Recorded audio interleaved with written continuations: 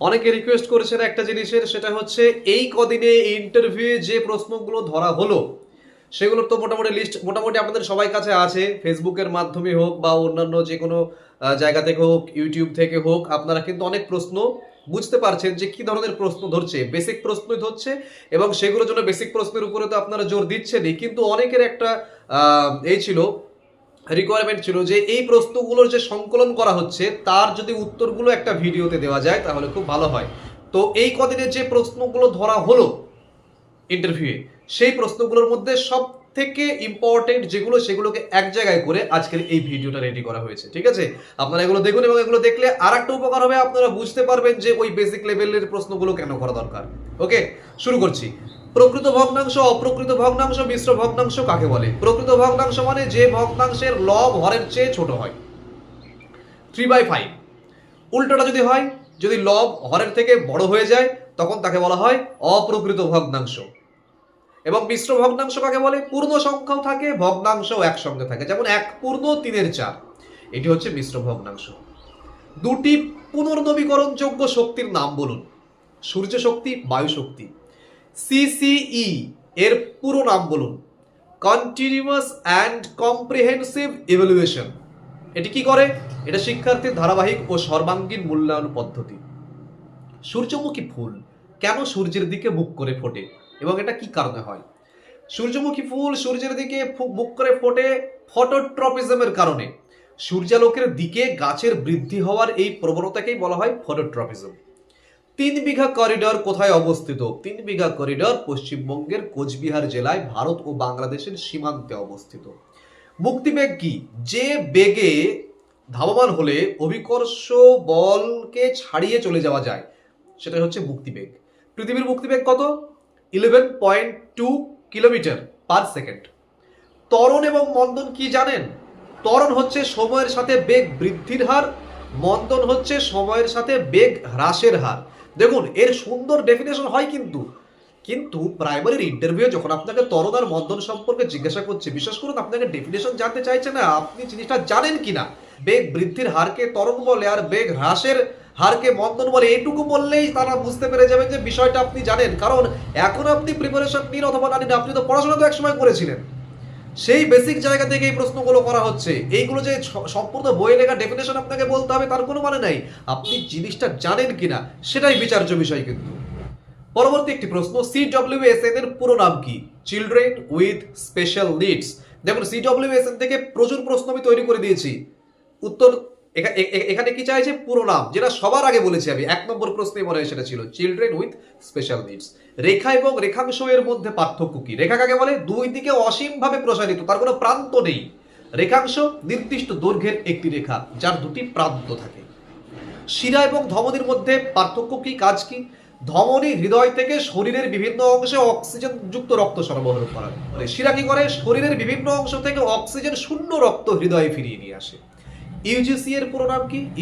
University grants commission. Nobel পুরস্কারটি কয়টি বিষয়ের উপর দেওয়া হয়? মোট 6টি বিষয়ের উপর। ভারতবর্ষের সংবিধানের জনক কাকে বলা হয়? Doctor B R. আম্বেদকরকে। কোন ভিটামিনের রাসায়নিক নাম অ্যাসকর্বিক অ্যাসিড? Vitamin C. বর্গক্ষেত্র ও রম্বসের মধ্যে পার্থক্য কি? বর্গক্ষেত্র এবং রম্বসের সব বাহুই সমান, কিন্তু বর্গক্ষেত্রের প্রত্যেকটি কোণ সমকোণ, রম্বসের কোনো কোণই সমকোণ নয়। জাতীয় বিজ্ঞান দিবস কবে পালিত হয়? 28 ফেব্রুয়ারি। মেঘালয়ের রাজধানীর নাম কি? মেঘালয়ের রাজধানীর নাম হচ্ছে শিলং। মেধা পাটেকার কে ছিলেন? মেধা পাটেকার একজন সমাজকর্মী এবং পরিবেশ আন্দোলনকারী ছিলেন। দ্বীপ এবং বদ্বীপের মধ্যে পার্থক্য বলুন তো। দ্বীপ হচ্ছে চারিদিকে জলবেষ্টিত স্থলভাগ, তাকে দ্বীপ বলে। বদ্বীপ কি? নদীর মোহনায় পলি জমে গঠিত ত্রিভুজাকৃতির ভূমি হচ্ছে বদ্বীপ। উৎপাদক কাকে বলে? যে সংখ্যা অন্য একটি সংখ্যাকে নিঃশেষে ভাগ করতে পারে বা গুণ করে সেই সংখ্যাটা তৈরি হয় তাকে বলা হয় উৎপাদক। উদাহরণ, 12 এর উৎপাদক যেরকম 1, 2, 3, 4, 6, 12। পরিণমন কাকে বলে? কোন পদার্থের রূপ, অবস্থা বা গুণের পরিবর্তনকে পরিণমন বলা হয়। বরফ গলে জল হয়, এটা পরিণমনের উদাহরণ। পশ্চিমবঙ্গের ভূপ্রকৃতি সম্পর্কে বলুন। পশ্চিমবঙ্গের ভূপ্রকৃতি বৈচিত্র্যময়। এখানে উত্তরে হিমালয় পর্বত অঞ্চল, পশ্চিমে মালভূমি, মাঝখানে গঙ্গা বিধৌত যে সমভূমি এবং দক্ষিণে উপকূলীয় সমভূমি ও সুন্দরবন অঞ্চল রয়েছে।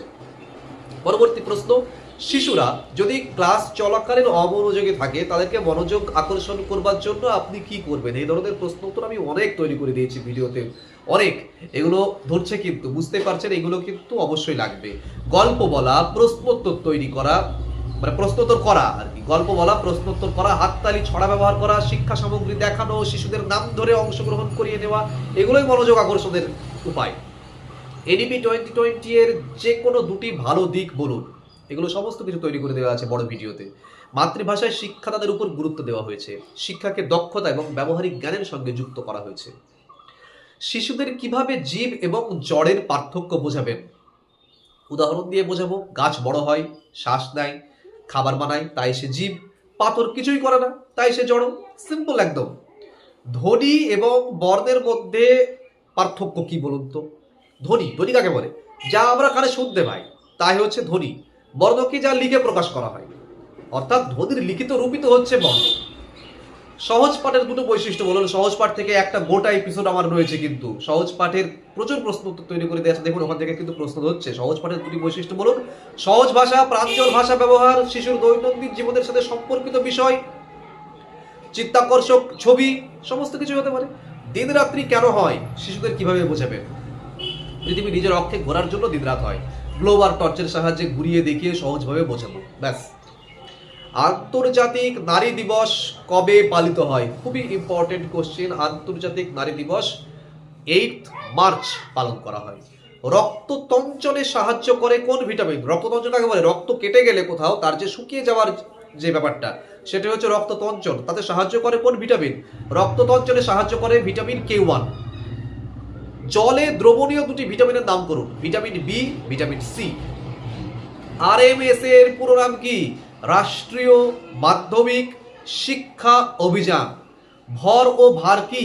কোন বস্তুর মধ্যে যে পরিমাণ পদার্থ থাকে সেটি হচ্ছে সেই বস্তুর ভর। আর একটি বস্তুকে পৃথিবী যে মাধ্যাকর্ষণ শক্তি, যতটা মাধ্যাকর্ষণ শক্তিতে টানে তার নিজের দিকে, কেন্দ্রের দিকে, তাকে তার নিজের দিকে, সেটি হচ্ছে তার ভার। ভর মাপা হয় দাঁড়িপাল্লার মাধ্যমে, আর ভার মাপা হয় স্প্রিং তোলার মাধ্যমে। বর্তমানে ভারতের অর্থমন্ত্রীর নাম কি? নির্মলা সীতারামন। সামন্তরিক ও বর্গক্ষেত্রের মধ্যে পার্থক্য কি? সামন্তরিকের বিপরীত বাহু সমান ও সমান্তরাল, কিন্তু সব কোণ সমকোণ নয়। বর্গক্ষেত্রের সব বাহু সমান, সব কোণই সমকোণ। বাঁকুড়া ও পুরুলিয়া কি নামে পরিচিত? রাঢ় অঞ্চল। একটি বরফ গলা জলে পুষ্ট নদীর নাম বলুন তো? গঙ্গা নদী। একটি সেন্টেন্স লিখে পার্টস অফ স্পিচ বোঝান। কি হবে? Rita reads a book. Rita noun, reads verb, A article, book noun. মেঘ কাকে বলে? জলীয় বাষ্প ঘনীভূত হয়ে আকাশে যে ভাসমান জলকণার স্তর সৃষ্টি হয় তাকে মেঘ বলা হয়। আপাতত এই প্রশ্নগুলো পেয়েছি, সেই প্রশ্নগুলোকে এক জায়গা করে, অনেকের রিকোয়ারমেন্ট ছিল স্যার এগুলোকে একটু একটা ভিডিওতে দিন অথবা পিডিএফ তৈরি করে দিন। পিডিএফ যদি লাগে পিডিএফ এর নম্বর দিয়ে দিয়েছে, সেখান থেকে কালেক্ট করে নিতে পারেন। এবং আপনারা যত মানে দিন যাচ্ছে আপনারা বুঝতে পারছেন কি ধরনের প্রশ্ন ধরছে, এই ধরনের প্রশ্নই কিন্তু ধরবে। আর আমার ভিডিওগুলোতে আমি সেভাবে জিনিসগুলো তৈরি করে দিই যাতে কি হয়, একটা টোটাল কনসেপ্ট তৈরি হয়ে যায়, যাতে কমন না আসলেও ওখান থেকে উত্তর দেওয়া যাবে, সেভাবেই কিন্তু তৈরি করা হয়েছে। তাই ভিডিওগুলো ভালো করে দেখুন, সাবস্ক্রাইব করুন চ্যানেলটা, কারণ এই এত ছোট ভিডিওতে এত উপকরণ এক জায়গায় এত সহজে খুব একটা বেশি পাবেন না কোথাও, কেমন? আর যদি আমাকে দিয়ে কোনো প্রশ্ন উত্তর তৈরি করে নিতে চান বা কোনো হেল্প লাগে, কোনো যোগাযোগ করতে ইচ্ছা হয় আমার সাথে কোনো প্রয়োজনে, ইন্টারভিউ সংক্রান্ত যে কোনো প্রয়োজনে, তাহলে এই নম্বরে আমার সঙ্গে যোগাযোগ করতে পারেন। আমি যতটা সম্ভব হেল্প করবার চেষ্টা করি, পারলে একদিনের মধ্যেই হেল্প করবার চেষ্টা করি। ভালো থাকুন, দেখা হচ্ছে পরের ভিডিওতে।